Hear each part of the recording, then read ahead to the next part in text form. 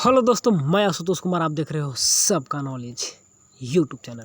आज आप लोग का लेक्चर नंबर 5 और आई थिंक ये लास्ट लेक्चर होगा। चैप्टर आपका एंड होने वाला है। तो अभी तक आपने जितने भी वीडियो बने हैं, 4 लेक्चर बना होगा ना। एक लेक्चर का लिंक मैं कल आपको टेलीग्राम पर सेंड किया था। इंट्रोडक्शन का वो लेक्चर था पिछले साल का, पिछले बनाए थे। फर्स्ट जब इकोनॉमिक्स स्टार्ट किए थे तभी बनाए थे। बहुत ही इंपॉर्टेंट सेशन है। उसमें सारा इकोनॉमिस्ट के बारे में बताया गया, कैसे इकोनॉमिक्स का उद्भव हुआ उसके बारे में, माइक्रो मैक्रो सारे के बारे में। थोड़ा सा माइक का प्रॉब्लम आज हो गया है तो साउंड में दिक्कत होगा, तो आप थोड़ा सा मैनेज करिएगा। विदाउट माइक हम रिकॉर्ड कर रहे हैं, ठीक है। तो बहुत कॉन्सेप्ट उसमें क्लियर किया है। आई थिंक 14-15 मिनट का वीडियो है, तो उसको देख लीजिएगा, ठीक। 4 वीडियो इस सेशन का, 1 वीडियो पहले का, और उसके बाद हाँ आज का एक, तो 5-6 लीटर यानी, ठीक है। छोटा चैप्टर है, इसमें कंप्लीट हो गया। बाकी और सब चैप्टर बनेंगे तो किसी में 8, किसी में 10, किसी में 12, सब बड़ा है, ठीक है। लेकिन आपका माइक्रो इकोनॉमिक्स इंट्रोडक्शन, हाँ, लेकिन मैक्रो के कंपेयर में मैक्रो का भी इंट्रोडक्शन होगा ना, मैक्रो का भी होगा। तो मैक्रो के कंपेयर में माइक्रो थोड़ा सा बड़ा है, ठीक है ना, क्योंकि बहुत सारे बात जो इसमें बताएं तो मैक्रो में रिपीट होगा। तो ठीक है, तो माइक्रो हो गया तो मैक्रो काम उतना दिक्कत नहीं होगा, ठीक है। बाईलिंगुअल था, थोड़ा सा और टाइम लग गया, क्लास लग गया। अगर केवल एक लैंग्वेज में रहता तो 2 लेक्चर आई थिंक कम लगता, ठीक है। चलिए, तो चलिए, यहाँ तो कोई दिक्कत नहीं होगा। तो हम बात क्या कर रहे थे कि इकोनॉमिक्स का जो भी, हाँ, इसके बाद एमसीक्यू एक लेक्चर नंबर 6 मान लीजिए, टॉप एमसीक्यू आएंगे वहाँ पर, रिवीजन बाईलिंगुअल दोनों में, ठीक है। उसके बाद वो आई थिंक सिर्फ और सिर्फ जो एमसीक्यू का जाएगा, क्योंकि उसमें हमको काम करना होगा, हिंदी इंग्लिश लिखना करना होगा। वो आई थिंक सिर्फ और सिर्फ जाएंगे आपका उनके लिए जाएंगे जो कि चैनल से कनेक्टेड है, जो चैनल से ज्वाइन है, जो रियलिटी में पढ़ रहे हैं, उनके लिए। सभी के लिए नहीं जाएंगे, ठीक है। उसके बाद टेस्ट लेंगे, तब आपका क्लासेस, यानी कि अभी छुट्टी है तो घर पे आएगा तो टाइम भी कम मिल रहा है, तो रेगुलर क्लास भी नहीं हो पा रहे हैं, ठीक है। तो रेगुलर क्लास होंगे, सारे सब्जेक्ट का टेस्ट वगैरह स्टार्ट होगा, तो प्रिपरेशन आपका ढंग से हो जाएगा।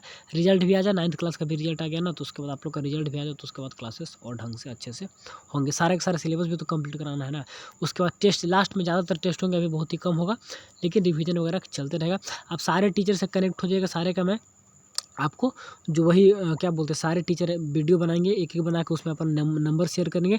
उससे उन लोग का अपना अपना ग्रुप बनाएगा, उसमें आप फिजिक्स का, केमिस्ट्री का, सारे टीचर का, तो वही मेंबरशिप के लिए वीडियो जाएंगे, तो उसमें सारे टीचर आप कनेक्ट हो पाइएगा, ठीक है। जो सीरियस स्टूडेंट रहेंगे कि नहीं भैया हमको पढ़ना अच्छे से, हम यहीं से सारा का सारा पढ़ेंगे, हमें ऑनलाइन ही पढ़ना है, ठीक है।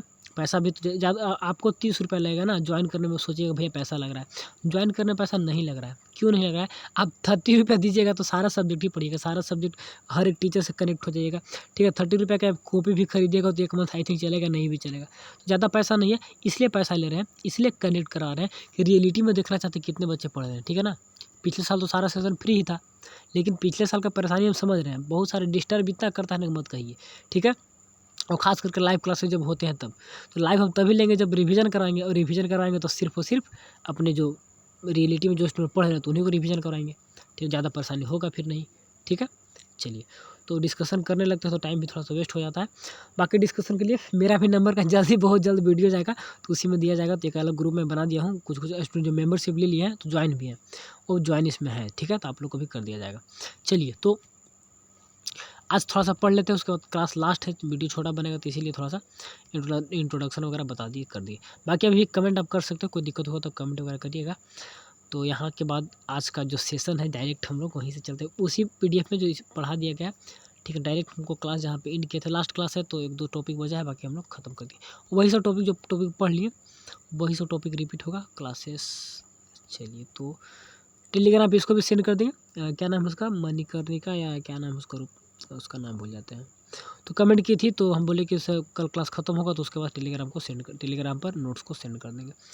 चलिए, production possibility curve, central problem, इसके बाद production possibility curve and opportunity cost. चलिए, तो last topic, second last topic है, ठीक है। ज़्यादा टेंशन नहीं लेना है। जो जहाँ से सवाल बनेंगे, जो एग्जाम में सवाल आता है, वो सब आई थिंक आपका कंप्लीट हो गया। हाँ, यहाँ से कभी ऑब्जेक्टिव बनता है कि व्हाट इज अपॉर्चुनिटी कॉस्ट, ये भी आपका बनता है, ठीक है। मेरा वीडियो का मैक्सिमम टाइमिंग तो 30 मिनट रहता है, तो उससे आप टेंशन मत लीजिएगा वीडियो ज़्यादा बड़ा हो गया भैया, नहीं, ज़्यादा बड़ा नहीं होगा। तो अपॉर्चुनिटी कॉस्ट समझना है। एक होता है रियल कॉस्ट, ठीक है, एक रियल, चलिए रियल जिसका कॉस्ट, तो रियल कॉस्ट तो नाम ही से क्लियर है। एक होता है अपॉर्चुनिटी कॉस्ट, ठीक है, अपॉर्चुनिटी कॉस्ट। चलिए, तो रियल कॉस्ट क्या है? जो हमें मिल रहा है, हम यहाँ पे काम कर रहे हैं, हमको पैसा मिल रहा है, आप कहीं पे काम कर रहे हैं, आपको पैसा मिल रहा है, तो रियल कॉस्ट है। लेकिन एक वैसा कॉस्ट है जो आपने छोड़ दिया, आप मेरे कंपनी में आज काम कर रहे हैं, ठीक है ना। आपके पास एक और कंपनी का ऑफ़र था, आप नहीं गए, या ऑफ़र अगर नहीं भी था लेकिन आप जा सकते थे, अनदर कोई ना कोई कंपनी में आप जा सकते हैं, लेकिन आप इस कंपनी में काम कर रहे हैं, रियल कॉस्ट पे काम कर रहे हैं, आपको यहाँ पे 30K मिल रहा है पर मंथ, 30K मिल रहा है, तो यहाँ का 25, ऐसा नहीं है कि अपॉर्चुनिटी कॉस्ट ज़्यादा ही मिलेगा, कम भी मिलता है, कम भी मिल सकता है, ज़्यादा भी मिल सकता है, 35 भी मिल सकता था, लेकिन आप इसको छोड़ के आप इसको ले रहे हैं, तो आपका रियल कॉस्ट जिसको आप छोड़ दिए, लेकिन अपॉर्चुनिटी कॉस्ट ज़्यादातर में क्या रहता है, ज़्यादा ही रहता है। हम लोग तो इसको क्यों लेते हैं, ज़्यादा को लेना चाहिए। इसको लेने के लिए पीछे बहुत सारे रीज़न होते हैं। अब मेरे घर का आस-पास में है कि नहीं, मैं वहाँ तक जा पाऊँगा नहीं, मैं उसमें सूटेबल हूँ कि नहीं, उसका काम कंडीशन कैसा है, ठीक है ना? पैसा मायने नहीं रखता, पैसा के साथ और भी बहुत सारे कंडीशन मायने रखते हैं, जो कि हम लोग को काम करने में सुविधा प्रोवाइड कराता है, ठीक है? तो हमें जिसमें सुविधा लगेगा तो उसमें हम काम करेंगे। तो जिसको मैंने छोड़ दिया, नेक्स्ट बेस्ट अल्टरनेटिव, एक वर्ड आएगा, नेक्स्ट बेस्ट अल्टरनेटिव, अगला सबसे अच्छा अल्टरनेटिव, दूसरा विकल्प था जो कि मैंने छोड़ दिया, उसी को अपॉर्चुनिटी कॉस्ट बोलते हैं। जो मिल रहा है सो रियल कॉस्ट, जो मैंने छोड़ दिया सो अपॉर्चुनिटी कॉस्ट। अब बात को समझ गए होंगे, तो अब अपॉर्चुनिटी कॉस्ट में हम टाइम ज़्यादा नहीं लगाएंगे। चलिए, it is the useful device. चलिए, production possibility curve and opportunity दोनों को हम लोग साथ में पढ़ रहे हैं। तो प्रोडक्शन पॉसिबिलिटी कर्व तो कल हम लोग देख लिए थे, ठीक है ना? तो इसमें क्या होता है, यहाँ पे हम प्रोडक्शन कर रहे हैं, यहाँ पर कर इसको हम छोड़ दे रहे हैं, इसको हम छोड़ दे रहे हैं। जो कम्बाइनेशन दिखाए थे, इसका आई थिंक डिफिनेशन स्टार्टिंग में देखे होंगे, थोड़ा सा दिखाना होगा। फर्स्ट वीडियो कहाँ चला गया? So the all possible combination of two sets of goods. जितने भी कम्बाइनेशन थे, तो सारे कम्बाइनेशन तो प्रोडक्शन में नहीं कर सकते हैं। कहाँ चला गया? चलिए, ठीक है, सेंट्रल प्रॉब्लम नहीं था, अभी तो ऊपर में थे अपॉर्चुनिटी कॉस्ट। एक सेकेंड। चलिए, तो सारा तो हम लोग प्रोडक्शन नहीं कर सकते, तो कोई भी करेंगे। जितने भी इस पर ग्रुप बन रहे हैं तो सारे को प्रोडक्शन, इसको हम कर रहे हैं, ठीक है। चलिए, तो इसका तो नहीं ना करेंगे, तो इसको छोड़ दिए, तो अपॉर्चुनिटी कॉस्ट हो गया। तो वही production possibility curve and opportunity cost दोनों को साथ में। तो बोल रहा है कि it is the useful device to graphically explain the central problem of economy, ठीक है। उसमें हम लोग दिखाते हैं कि सेंट्रल प्रॉब्लम कैसे कैसे दिखाएंगे, उसको ग्राफ में दिखाएंगे, तब क्लियर समझिएगा, ठीक। Indicate the various combination of goods and services which can be produce by full and efficient utilisation of all resources of an economy. वह दिखाता है कि आप सारे रिसोर्सेज का यूज करके कितना प्रोडक्शन कर रहे हैं, ठीक है। कम्बाइनेशन ऑफ गुड्स का तो कौन दिखाएगा, प्रोडक्शन पॉसिबिलिटी कर्व दिखाएगा, और उसमें जो जो आप छोड़ दिए हैं तो सब अपॉर्चुनिटी कॉस्ट को दिखाएगा, ठीक है। यहाँ पे हम बना दिए पीपीसी, चलिए, प्रोडक्शन पॉसिबिलिटी कर्व। यहाँ पे प्रोडक्शन कर रहे हैं तो कोई यहाँ पे कर रहा है सारा प्रोडक्शन, कुछ यहाँ पे कर रहा है, कुछ यहाँ पे कर रहा है, ठीक है ना। तो ये सब चीज़ अलग अलग हो गया, तो वही पता यहाँ पे बात बोल रहा है। इट इज़ डाउनवर्ड स्लोपिंग, ठीक है, कनकेव टू द ओरिजिन। तो downward sloping concave to the origin तो हम लोग देख लिए हैं, ठीक है। और इसके ऊपर जो था हम लोग यहाँ पे जो देखे थे कि सेंट्रल प्रॉब्लम जो है ना, इसी को तो सेंट्रल प्रॉब्लम के बारे में देखे तो इसको भी ग्राफ के रूप में दिखाता है, ठीक है ना। यहाँ पे है तो फुल यूटिलाइज है, यहाँ पे तो अंडर यूटिलाइज है, यहाँ पे है तो क्या वहाँ पहुँच से बाहर है, ठीक है ना। ये सब को दिखाता है, तो ये सब इकोनॉमिक प्रॉब्लम को दिखाता है, कौन, प्रोडक्शन पॉसिबिलिटी कर्व। चलिए, तो इट इज डाउनवर्ड स्लोपिंग हो गया, कनकेव हो गया, ठीक है। Slope of PPC MRT going on opportunity cost, वही मार्जिनल अपॉर्चुनिटी कॉस्ट एमआरटी, ठीक है ना। तो क्या होता है, स्लोप ऑफ पीपीसी को बोलते हैं एमआरटी, स्लोप कितना से चेंजिंग हो रहा है, रेट, ठीक है ना। तो पीपीसी का जो रेट है, इसका जो रेट है, तो रेट जो हम जो दिखाए थे कि क्या होता है, इंक्रीजिंग, एमआरटी इंक्रीजिंग होता है ना, ठीक है, एमआरटी इंक्रीजिंग होता है। तो वही एमआरटी को हम लोग slope of PPC is called MRT, marginal opportunity cost है, मार्जिनल रेट ऑफ ट्रांसफॉर्मेशन, ठीक ना। स्लोप उसी को दिखाएगा कि स्लोप मतलब क्या होता है, डेल्टा एक्स और डेल्टा वाई में कितना चेंजिंग हो रहा है, ठीक है ना। यहाँ से आइएगा तो यहाँ से डेल्टा एक्स वाई देख लीजिए कितना चेंजिंग हो रहा है, सब स्लोप होता है, मैथ में पढ़े होंगे। चलिए, तो उसको बोलते हैं हम लोग ऑब्जेक्टिव के लिए याद रखिएगा एमआरटी, ठीक है।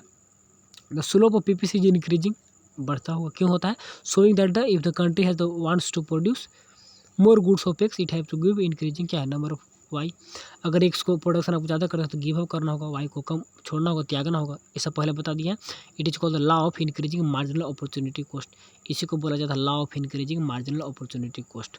इसी के कारण क्या होता है, कनकेव टू द ओरिजिन और slope increasing so that the country want to, हाँ ठीक है। तो एक second, slope of PPC is increasing so that if the country want to more increasing number of goods it is called the law of increasing marginal opportunity cost. इसी के कारण, ठीक है, इसी के कारण क्या होता है, कनकेव टू द ओरिजिन भी होता है। और डाउनवर्ड क्यों होता है, डाउनवर्ड इसलिए होता है कि एक को प्रोडक्शन करना है, दूसरे को कम करना होगा, दूसरे को। अच्छा, any point inside the curve, curve के अंदर में देखिए आपका कर्व है, ठीक है। तो कर्व के अंदर में कोई पॉइंट होगा, any point inefficiency utilisation of resources, वो दिखाएगा कि रिसोर्सेज का सही से यूज नहीं हो पाया।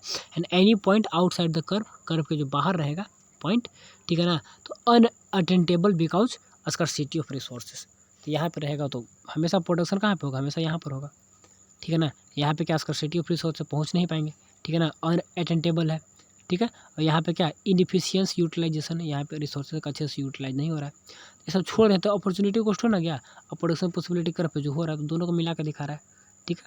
ये सब बात को आई थिंक आप समझ गए होंगे, तो समझ गए होंगे तो अच्छे से एक बार पढ़िएगा इसको। चलिए देखिए, आपको बुक वगैरह पढ़ने की आवश्यकता है नहीं, जो एग्जाम में आते हैं तो सब सारा टॉपिक यहाँ पे रहता है, ठीक है ना। आप एक्स्ट्रा डीप नॉलेज अपना चाहते हैं, माइंड को और ब्रॉड करें और सोचें, थोड़ा सा डीप में जाए, तब बुक आप यूज़ कर सकते हैं। एग्जाम के लिए आप चाहते हैं तो बस नोट्स को फॉलो करिए आपका एग्जाम में, बाकी एमसीक्यू प्रैक्टिस कराएंगे, क्वेश्चन आंसर लेंगे, लास्ट में बहुत टेस्ट लेते हैं तो लास्ट में सब कुछ सारा सवाल वहीं से आता है। पिछले बार देखिए सारा सवाल वहीं से आया था, तो लास्ट सवाल के लिए एग्जाम के लिए टेंशन नहीं लेना है। चलिए, तो यहाँ पे हिंदी भी इसी का लिखा हुआ है, उत्पादन से संभावना सीमा, और जो भी वक्र होता है ना, इसको वक्र कर लीजिएगा, ठीक है ना। यह उत्पादक संभावना वक्र है, इसी को बोल दिया, ठीक है। तो यह वस्तुओं के दो सेटों के सभी संभावित संयोजन दर्शाता है, जो एक अर्थव्यवस्था उपलब्ध संसाधनों के दिव्य तकनीक के साथ उत्पादन कर सकते हैं, यह मानते हुए कि सभी संसाधनों का पूर्ण और कुशल उपयोग किया जाता है। उत्पादन संभावना वक्र विशेषताएं ए आपका ए, इसका हिंदी नहीं है, इसका हिंदी नहीं है, इसका हिंदी बाद में आएगा। चलिए 5 नंबर बोलिए, कुछ और बोले, इसका हिंदी छूट गया क्या, यहाँ से लगा हुआ है 5 नंबर का, ठीक है ना। तो अपॉर्चुनिटी कॉस्ट इधर किसी का था, इसी का था ना, कुशल उपयोग किया जाता है। उत्पादन संभावना वक्र इसी का है, ठीक है ना। विशेषताएं बाएं से दाएं की ओर झुकती है यदि, ठीक है, क्योंकि यदि एक वस्तु का उत्पाद बढ़ाना है तो अन्य वस्तु का उत्पाद क्या त्याग करना होगा, क्योंकि संसाधनों कमी है, ठीक है ना। बी क्या मूल्य के लिए अवतल, और अवतल होता है, ठीक है ना, कनकेव होता है, तो उतना हिंदी वहाँ से कट गया है, तो बात को समझ गए तो हिंदी खुद से भी लिख लीजिएगा उतना पॉइंट को। 5 नंबर देख लीजिए, opportunity cost is the cost of alternative opportunity gives up, जो हम लोग अल्टरनेटिव अपॉर्चुनिटी को गिव्स अप जो छोड़ दिए, उसी को क्या बोलते हैं, अपॉर्चुनिटी कॉस्ट बोलते हैं, स्टार्टिंग में समझाए थे। चलिए, इसके बाद है production possibility curve is called opportunity cost curve, इसी को बोला जाता है प्रोडक्शन पॉसिबिलिटी कर्व को क्या बोलते हैं, opportunity cost curve. At every point measures the opportunity cost of goods X in the term of good Y given up, बहुत अच्छा पॉइंट है। तो बोल रहा है कि production possibility curve is called opportunity cost curve, production possibility curve को भी हम लोग बोल सकते हैं opportunity cost curve. At every point, ठीक है ना, at every point measures opportunity cost of good X in the term of good Y given up, हर एक पॉइंट पर यहाँ पर हम एक्स को ले रहे हैं तो वाई को कुछ ना कुछ छोड़ रहे हैं, यहाँ पर आए तो एक्स को ले रहे हैं तो वाई को, जैसे कि यहाँ पे कैसे छोड़ रहे हैं, यहाँ पे देखिए, यहाँ पे प्रोडक्शन कर रहे हैं, अब यहाँ पे आइएगा तो एक्स को बढ़ा दिए, एक्स को यहाँ से बढ़ा दिए तो वाई को कम किए ना इस पॉइंट पे, तो वही कर रहा है कि हर एक पॉइंट पर तो इस पॉइंट पर अब आए तो कितना आप वाई को त्याग किए एक्स को प्रोड्यूस करने में, तो वही करें measure the opportunity cost of good X in term of good Y given up, कितना छोड़े, तो बात सिमिलर है, ठीक है। चलिए, तो अपॉर्चुनिटी कॉस्ट को हम लोग बोल सकते हैं, क्योंकि प्रोडक्शन पॉसिबिलिटी कर्व को तो बोलते हैं एमओसी, ठीक है ना, marginal rate of transformation, MRT जो उसका रेट होता है। अच्छा, production possibility curve and central problem, अब देखिए प्रोडक्शन पॉसिबिलिटी कर्व से बहुत सारे सेंट्रल प्रॉब्लम को समाप्त किया जाता है, ये ज़्यादा आपको डिटेल में नहीं पढ़ना, बस थोड़ा सा जान लीजिए, बस इतना ही है। चलिए, तो कह रहा है production possibility curve and central problem, देखिए production possibility curve slope 5 problem, ठीक है। What and how much produce, कितना कैसे करना वो भी बताता है, प्रोडक्शन पॉसिबिलिटी कर्व बहुत कुछ बताता है, उतना डिटेल में नहीं पढ़ना, ठीक है। दिखाएगा ना कितना प्रोडक्शन करना है, कैसे प्रोडक्शन, हाउ टू प्रोड्यूस कैसे करना है, ठीक है ना। अब यहाँ पर हम प्रोडक्शन कर रहे हैं इससे, प्रोडक्शन पॉसिबिलिटी कर्व से, ठीक है। अब ये समझिए कि यहाँ पर युद्ध का कंडीशन है, हमारे देश में युद्ध का कंडीशन है, ठीक है, तो किसका प्रोडक्शन करेंगे, जो युद्ध का जो सामग्री है उसका प्रोडक्शन करेंगे ना, यहाँ पे प्रोडक्शन हम कर रहे हैं, ठीक है, यहाँ पे प्रोडक्शन कर रहे हैं, यहाँ पे करना मतलब होता है, लेकिन यहाँ पे हम कर रहे हैं, यहाँ पे कर रहे हैं, इधर पे हम खाने का सामान को कर रहे हैं, ठीक है, वो एक समझिए, इधर वाई पर समझिए कि हम लड़ाई का जो युद्ध का होता है सामान उसका प्रोडक्शन कर रहे हैं, तो युद्ध का सामान तो इसको बढ़ाना होगा, यहाँ पे कर रहे हैं ना, तो यहाँ पे हम प्रोडक्शन कर रहे हैं, दोनों बराबर कर रहे हैं, नहीं इसका प्रोडक्शन बढ़ाना होगा, यहाँ पे करना होगा, तो कहाँ प्रोडक्शन करना, कैसे प्रोडक्शन करना, सब कुछ प्रोडक्शन पॉसिबिलिटी कर्व बताता है, ठीक है। फुल डिस्कशन यूटिलाइजेशन रिसोर्सेज है कि नहीं है, कैसे क्या, इकोनॉमिक एफिशिएंसी, इकोनॉमिक ग्रोथ को सब दिखाता है, ठीक। All the points of the curve solve the problem what and how to produce, ठीक है ना, how to produce full employment resource, economic efficiency, production possibility curve is enable to solve the problem problem economic problem for whom to produce. देखिए सारे problem को solve करता है, लेकिन एक प्रॉब्लम को सोल्व नहीं करता है। VBA सवाल बन गया, कौन है? फॉर होम टू प्रोड्यूस, किसके लिए प्रोडक्शन कर रहा है, इसको नहीं बताता है। अनेबल टू बताता है, लेकिन काफ़ी डिटेल में जाइएगा तब, लेकिन क्लास 12 तक के लेवल तक यही मान के रखिए कि नहीं बताता है कि होम टू प्रोड्यूस किसके लिए प्रोडक्शन कर रहा है। ठीक है, डिटेल में जाइएगा तो जैसे डिटेल में जाने के बाद चेंज होता है ना सब कुछ। अब ज्योग्राफी को हम लोग क्या मानते हैं? ज्योग्राफी को हम लोग क्या मानते हैं कि ज्योग्राफी क्या है? आर्ट्स का सब्जेक्ट है। ठीक है, आगे जाइएगा तो ज्योग्राफी को बोला जाता है मदर ऑफ ऑल साइंस। क्या बोला जाता है? Mother of all science. तो समय के अनुसार चेंज होता है, ठीक है ना। तो ऐसा मत बोलिएगा भाई 12 में ऐसा आगे चल के ऐसा। चलिए हिंदी में वही सब है।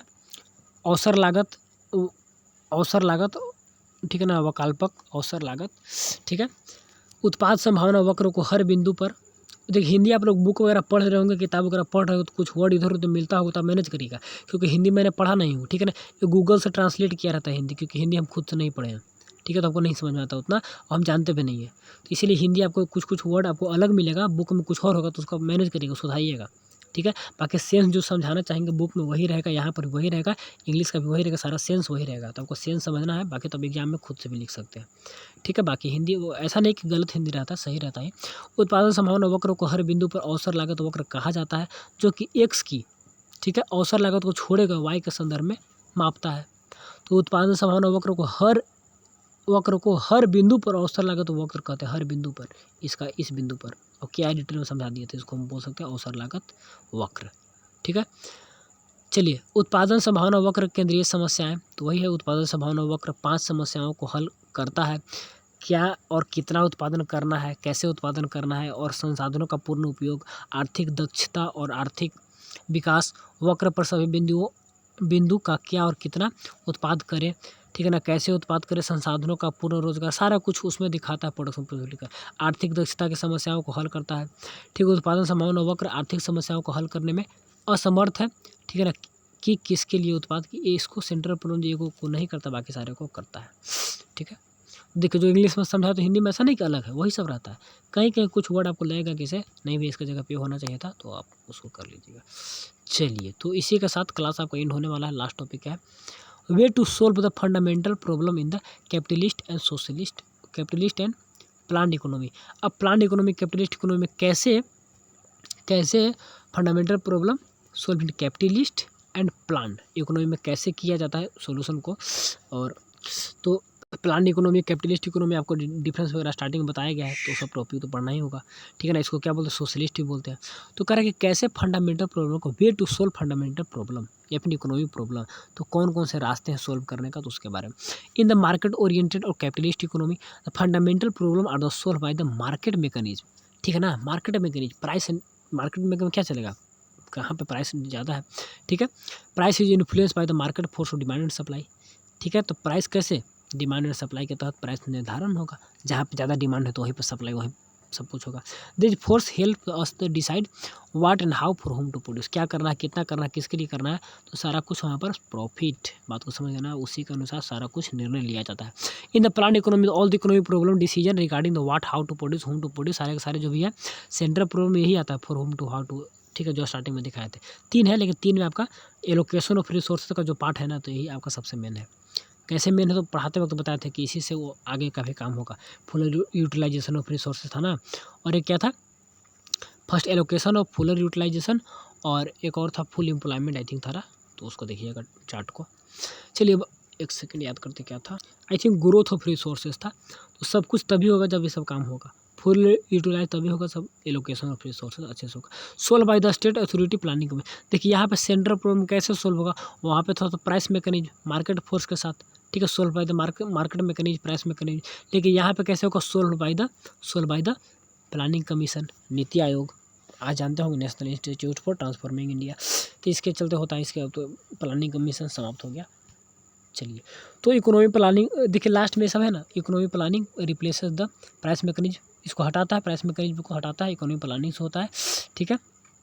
The market is regulated by the state, सरकार करती है सब regulation, and the price of the various product fixed by the state, ठीक है ना, which are called the administrative price, सरकार सारा का सारा प्राइस वगैरह तय करेगी, ठीक है ना। अब रेलवे का टिकट कितना है तो हम लोग नहीं ना कहेंगे, सरकार करेगी, तो इस टाइप से होता है।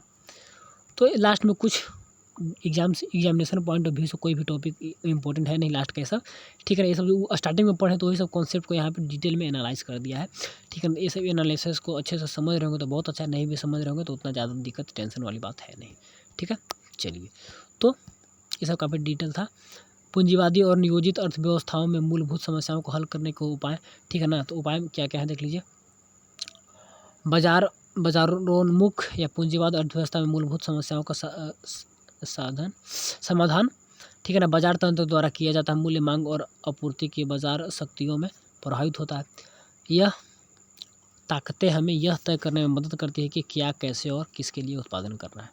एक नियोजित अर्थव्यवस्था में क्या, कैसे और किसके लिए उत्पादन करने के बारे में सभी आर्थिक निर्णय, ठीक है ना, आर्थिक निर्णय योजना के माध्यम से राज्य द्वारा हल किए जाते हैं, ठीक है ना। आर्थिक योजना वही प्लानिंग कमीशन जो था। मूल तंत्र की वजह कहलाती है। बाजार राज्य द्वारा नियंत्रित किया जाता है। विभिन्न उत्पादों की कीमतों की राज्य सरकार द्वारा निर्धारित की जाती है, ठीक है ना। इसे प्रशासित मूल्य भी कहा जाता है, वही था, ठीक है ना। क्या था? Administrative price. देखिए हिंदी में पहली बार पढ़ा रहे हैं ना, तो थोड़ा सा हमको दिक्कत होता है हिंदी में, ठीक है। लेकिन आपको दिक्कत नहीं होगा, आप तो हिंदी स्टार्टिंग से पढ़ते हैं तो आपको मैनेज करना होगा।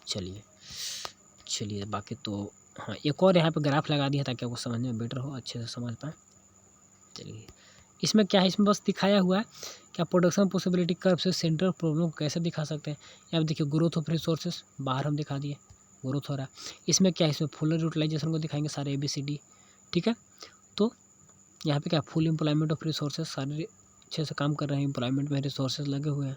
अंडर यूटिलाइजेशन, यहाँ पे प्रोडक्शन नहीं हो पा रहा है तो अंदर दिखा दिया। मेन आपका ये था, इसके नीचे करिए तो अंडर है, आगे करिए तो ग्रोथ ऑफ रिसोर्सेज बढ़ोतरी हुआ है, ठीक है। वीट और इधर में जो भी है। चलिए, तो क्लास आपका एंड होने वाला है। आज का क्लास तो 20 मिनट का 21 मिनट का बना। चलिए, तो थैंक्स फॉर वाचिंग सभी को, ठीक है। टाइमिंग आपको दिखा दें, 1 AM रात में वीडियो आपका रिकॉर्ड हो रहा है इधर, जब भी टाइम मिल रहा है। एक दिन कभी कभी नहीं मिल रहा है। थैंक्स फॉर वाचिंग, ठीक है। Please share with your classmates before the exam, ठीक है। और उत्पादन संभावना वक्र हिंदी में भी है। संसाधनों का वृद्धि, ठीक है। संसाधनों का कम उपयोग यहाँ पर, और यहाँ पर छूट गया, यहाँ पर क्या था उसका कर लीजिएगा, छूट गया थी ना। तो यहाँ पे क्या होगा, यहाँ पर क्या था, फुल एम्प्लॉयमेंट ऑफ रिसोर्सेज, संसाधनों का पूर्ण रोजगार, तो डाल लीजिएगा। चलिए, तो गेहूं लाख जो भी देखने के लिए धन्यवाद। कृपया परीक्षा से पहले अपने सहपाठियों के साथ साझा करें। आशुतोष कुमार 4/6/2, देखिए PDF कब बना है, 4 को रिकॉर्ड हो रहा है, 6 को, 6 हो गया, ठीक है।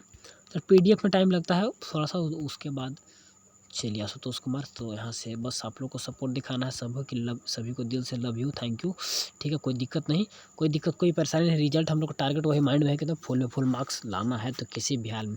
पिछला बार इकोनॉमिक्स का मेरा हाईएस्ट आई थिंक 89 गया था, 89 गया था, फर्स्ट टाइम था ना।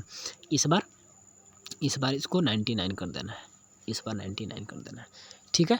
चलिए, तो इसी के साथ क्लास को एंड करते हैं। कोई दिक्कत तो कमेंट तो करना ही करना है, ठीक है। हमसे करेक्ट बहुत जल्द हो जाएगा। आप लोग के ग्रुप अलग बना रहे हैं, काम उस पर कर रहे हैं, ठीक है। अभी थोड़ा सा उधर टीचिंग वगैरह में क्लासेस वगैरह भी है, तो चलिए ठीक है, बाकी डिस्कशन करेंगे, ऐसा बात नहीं है।